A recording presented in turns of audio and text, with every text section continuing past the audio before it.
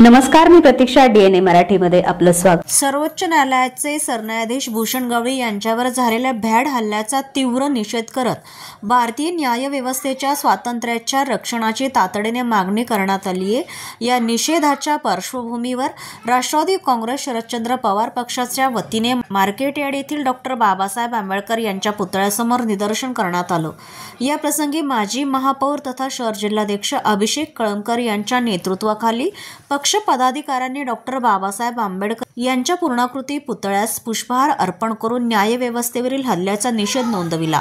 यावेळी माजी महापौर तथा शहर जिल्हाध्यक्ष अभिषेक कळमकर, संजय झिंजे, निलेश मालपाणी, रोहन शेलार, नलिनीताई गायकवाड, सद्दाम सय्यद, किरण सपका, चंद्रकांत उजागरे, भाऊसाहेब उडानशिवे, दिनकर सकट, नितीन खंडागळे, जितेंद्र नांदुरकर, दीपक सुडके, किशोर बुंदेले, अर्जुन माळवे, सचिन नवगिरे, सिद्धांत कांबळे, बाबू कुरेशी, परवेज शेख, प्रमोद अडाव, अभिषेक जगताप, राहुल घोरपडे, प्रशांत दरेकर, लक्ष्मण कुराडे, गौरव बिंगरदिवे, गौरव शेटे, अक्षय भालेराव, हर्षद बडेकर आदींसह कार्यकर्ते पदाधिकारी मोठ्या संख्येने उपस्थित होते.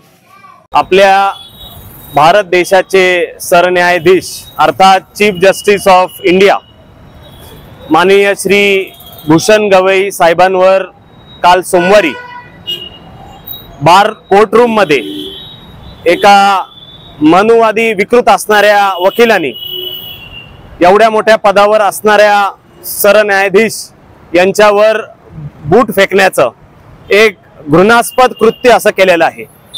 प्रथमतः या घटनेचा सर्व नागरिकांच्या वतीने, त्याच प्रकारे राष्ट्रवादी काँग्रेस शरदचंद्र पवार पक्षाच्या वतीने मी या घटनेचा तीव्र शब्दामध्ये निषेध व्यक्त करतो. तसं बघता हळूहळू हे जे मनुवादी विकृत असणारे लोक आहेत यांना या देशामध्ये हा मनुवाद कुठेतरी परत प्रखरतेने पुढे आणायचा आहे.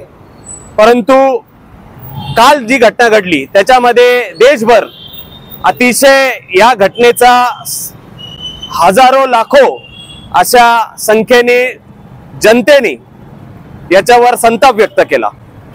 आपण जर बघितलं तर अशा घटना जिथं जातीय व्यवस्थेवर कुठेतरी बोट ठेवायचं, या देशामध्ये सर्व धर्म समभाव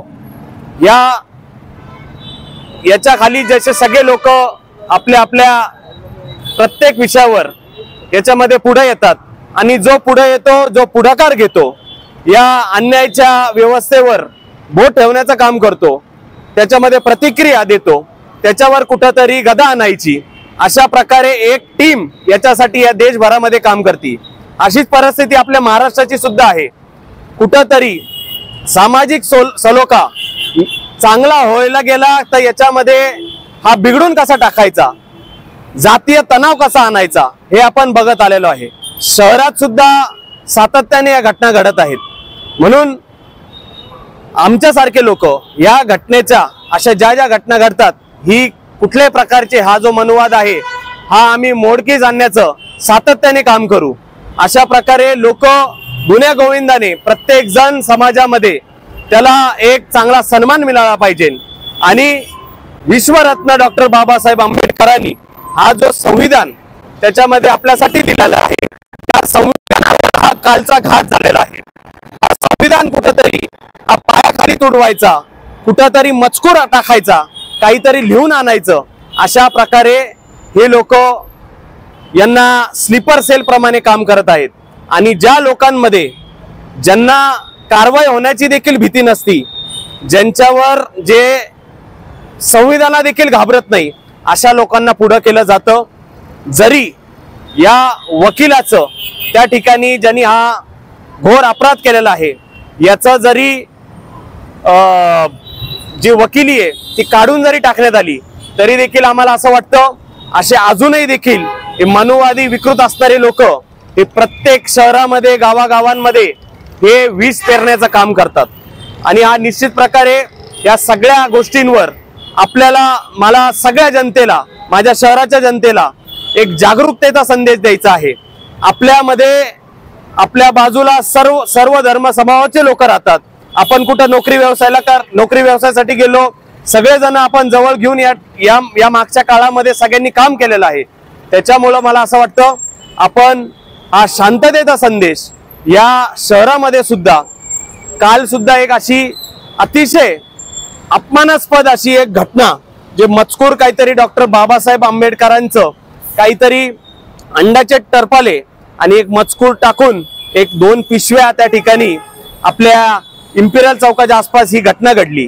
याही घटनेचा आम्ही तीव्र निषेध करतो। मला असं वाटतं पोलीस प्रशासनाने आणि विशेषतः SP साहेबांनी ज्या वेळेस मागे देखील अशा घटना घडल्या, आता IG साहेब सुद्धा येऊन गेले, म्हणून मला असं वाटतं ही लोक, मला असं वाटतंय की आपलं जे पोलीस खालचं प्रशासन असेल, काही पोलीस कोतवाली पोलीस स्टेशन असू द्या, तोफखाना असू द्या किंवा भिंगर कॅम्प असू द्या, जे आपल्या शहराच्या हद्दीत मोडतात, याच्यामध्ये परत एकदा मला सांगायचंय, ही लोक जे हे असे घाणेरडे कृत्य करतात, हे याच्या मागं कोण कोण लोक आहेत, यांचं धाडस कसं निर्माण होतं, यांना हिम्मत कोण देतंय, यांचे व्हॉट्सअप कॉल, नुसते कॉल रेकॉर्ड नाही, यांचे व्हॉट्सअप कॉल देखील हे तपासले गेले पाहिजे, कोण कुणाला कॉल करतं, याच्यामध्ये तू पुढे जा, अशा प्रकारे हे गोष्टी कर, याच्यासाठी ताकद कोण देतंय, याच्यासाठी SP साहेबांनी विशेषतः लक्ष घातलं पाहिजे। कारण एखादा असंतोष निर्माण झाला मोठा, मागे देखील कोटल्याची घटना घडली किंवा बाकीच्या ज्या घटना घडल्या, याच्यामध्ये आपण जर बघितलं तर सगळ्या स्तरातून या घटनेची निंदनीय अशा प्रकारच्या प्रतिक्रिया उमटलेल्या आहेत। त्याच्यामुळे मला असं वाटतं या शहरामध्ये महिलांचं संरक्षण देखील तेवढंच महत्त्वाचं आहे। ज्येष्ठ नागरिकांना देखील ही जी भयभीत परिस्थिती झालेली आहे, याच्यावर कुठंतरी नियंत्रण आणण्याची गरज आहे।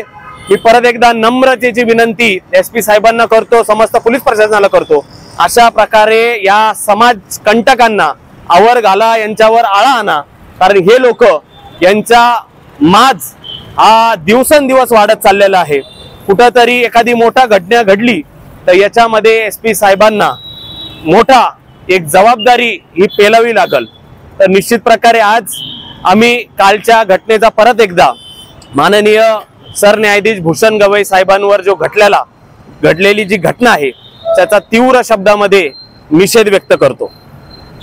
प्रतिनिधी मुंतजीर शेख, DNA मराठी, अहिल्यानगर।